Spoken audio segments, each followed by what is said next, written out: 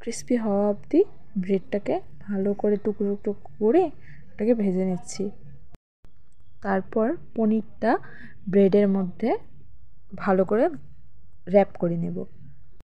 তো র্যাপ করার পর তারপর দেখো এটা পুরো রেডি হয়ে গেছে।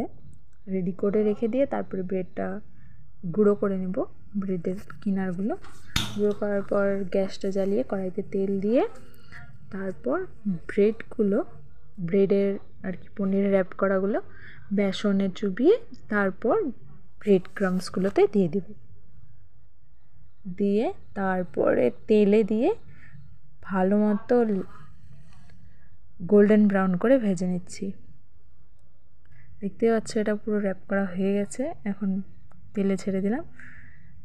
তো প্রথমে কাঁটা চামচ দিয়ে দিচ্ছিলাম, ভালো হচ্ছিল না দেওয়া, তারপর হাত দিয়ে দেওয়া শুরু করলাম।